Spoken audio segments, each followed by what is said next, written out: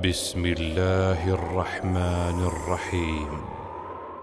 در مسند ابو یعلا از ابو هریره روایتی هست که وقتی که اوصیه زن فرعون رو شکنجه میکردن 4 ستون بود، 2 دستش رو در 2 ستون و 2 پایش رو در 2 ستون بسته بودن و با گرمی و با شکنجه حتی بولی سینهش سنگ میموندن و اذیت میدادن تا اینکه از دینش کردن.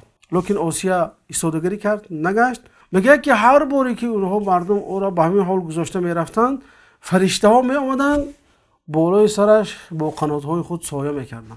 وقتی این شکنجه ها میشد، اوصیه گفت ربی بنی لی عندك بیتا فی الجنة و نجنی من فرعون و عمله و نجنی من القوم الظالمین. خدایا برای من نزد خودت خانه ساز و مرا از ظلم فرعون و از ظلم ظالم خلاص کن. خلاصه وفات کرد و الله تعالی وعده خودش رو برای این زن یعنی که اجرا کرد.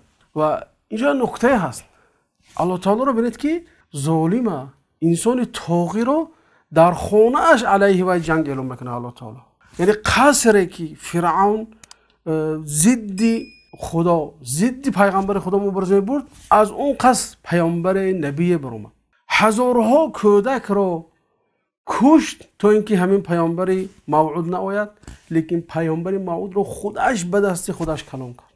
هزارها زنها رو مجبور میکنه که دست پیش بر ایستند، سجده کنند، رکوع کنند، لیکن زنی که در خانه خودش هست به او سجده نمیکرد، خدایی او رو اعتراف نمیکرد. ببینید الله تعالی چخیل طاغی و ظالم و خور و زار میکنه، از خانه خودش سر میشونه. این جنه سنت الهی، زیرا که صاحب دل الله تعالی هست. گرچه که مردم صاحب جسد خود هستند، اما صاحب دلشون این الله تعالی هست.